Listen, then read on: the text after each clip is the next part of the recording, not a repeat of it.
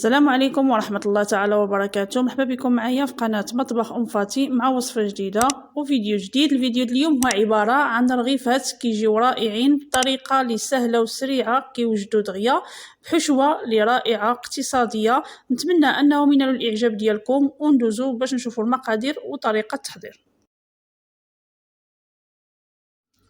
بالنسبة للمقادير غنحتاجو 2 بصلات صغارين اللي مشلضين على هاد الطريقة. غنحتاجو الشحمه كما كتشوفوا، غادي نديروها بهاد الطريقه، ما نحتاجوش اننا نقطعوها. وغنضيفوا التوابل، غنضيفوا فلفل احمر، وغنضيفوا شويه د البزار، شويه د الكمون، وغنضيفوا شويه ديال السكنجبير. غنضيف التوابل، ثم غادي نضيف معلقه صغيره ديال الحر اولا السودانيه، هذا كيبقى اختياري، يمكن لينا ما نعدلوش صافي. وغادي نضيف الزيت، تقريبا 2 معالق كبار ديال زيت الزيتون.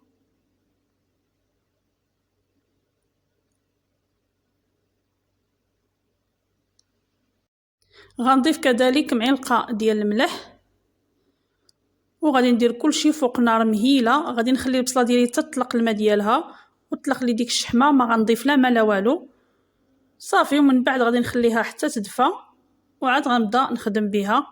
غنديرها دابا فوق البوطه وغنشعل ليها في نار مهيله كما قلت لكم، وغتشوفوا النتيجه النهائيه من بعد ما غتوجد. بالنسبه للعجين غنحتاجو 500 غرام ديال الطحين الابيض نوعيه ممتازه. غنحتاج نصف ملعقه ديال الملح،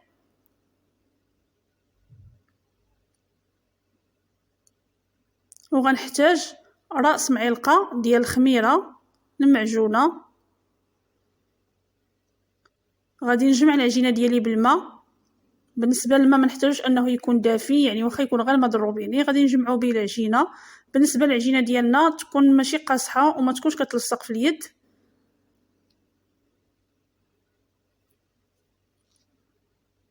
غنبدا نضيف الماء تدريجيا وانا كنجمع حتى غتجمع ليا العجينه ديالي.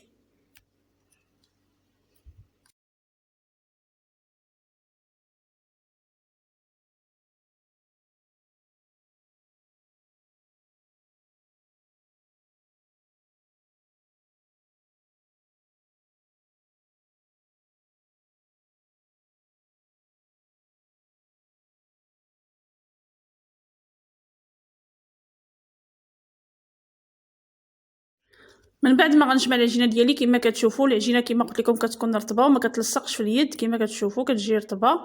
غنبدا نخدم بها مباشره، ما غنخليها لا ترتاح لا والو.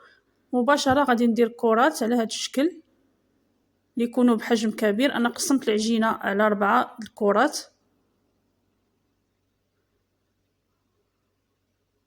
غادي نقاد الدوائر ديال العجينه ديالي.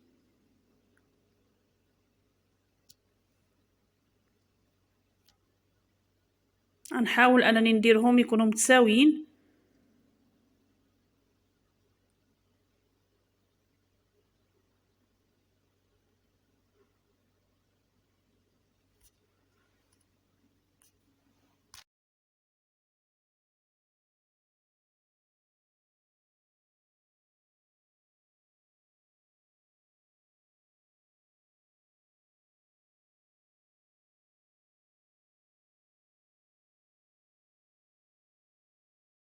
من بعد ما قديت الكرات ديالي غنحاول انني ندهنهم كاملين بالزيت نباتيه على هذا الشكل باش ما يديروش ليا ديك القشره من الفوق.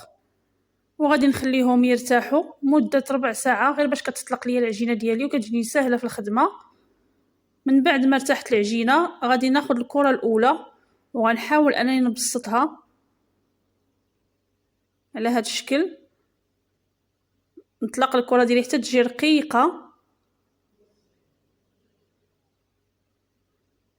كنحاول انني نرقق العجينه باش كيجيوني رغيفات من الداخل مغرقين.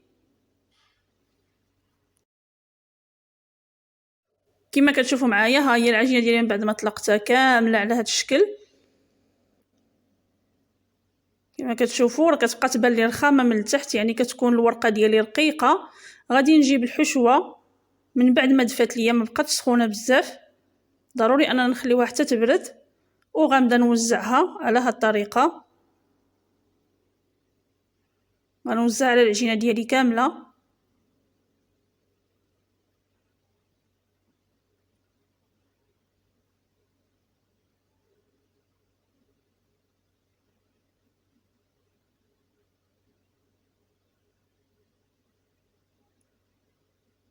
من بعد ما غنوزع الحشوه ديالي بهذا الشكل، غادي نجيب سكين اولا قطعه ديال بيتزا وغنبدا نقطع مربعات على هذا الشكل، يكونوا صغارين، وغنبدا نتنيهم على شكل رغايف كما كتشوفوا.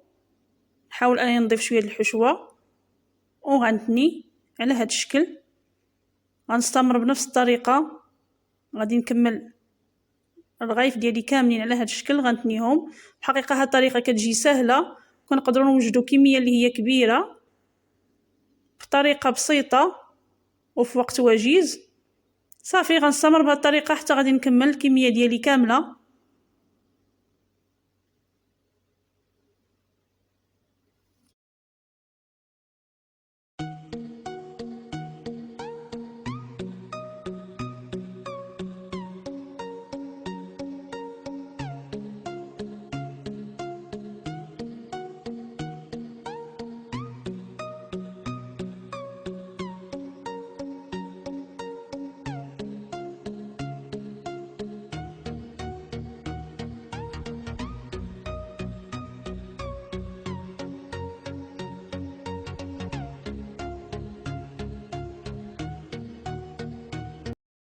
من بعد ما كملت الكرة الأولى غادي نجيب الكرة الثانية ونعاود نطلقها بنفس الطريقة، ونحاول أنني نرقق دائما كما كتشوفوا. من بعد ما كترتاح العجينة كتولي دغيا كتطلق لي.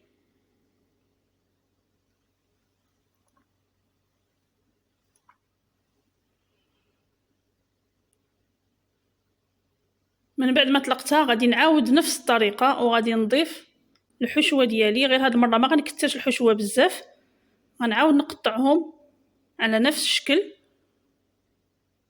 وغنبدا نجيب المربعات اللي صوبتهم في الاول وغنعاود نثني عليهم المره الثانيه بنفس الطريقه كما كتشوفوا معايا. راه الطريقه واضحه في الفيديو. صافي كنحطها جانبا، كنجيب المربع الاول وكنحطو وكنعاود نثني عليه بنفس الطريقه اللي درت في الاول.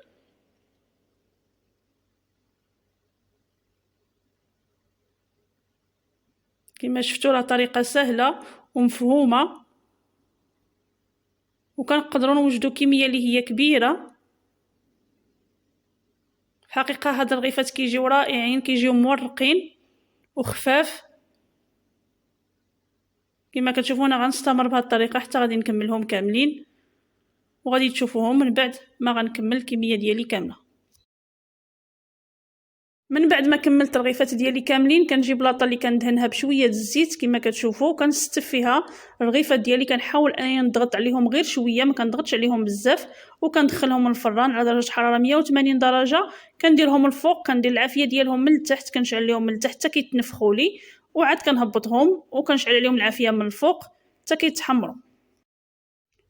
ها هما الرغيفات ديالي من بعد ما كيوجدوا كما كتشوفوا كيجيو رائعين، كما كتشوفوا كيجيو كيهبلوا مورقين من الداخل، والمنظر ديالهم كيجي رائع، وكنقدروا نوجدوا كميه اللي هي كبيره في وقت وجيز كما كتشوفوا. نتمنى انكم تجربوهم، ساهلين اقتصاديين، مقادير اللي بسيطه. نتمنى انكم تجربوهم وينالوا الاعجاب ديالكم. وإلا عجبتكم القناه كنتمنى انكم تخليوا لي لايك وتشتركوا في القناه ديالي باش يبقى يوصلكم دائما الجديد، والى فيديو قادم ان شاء الله.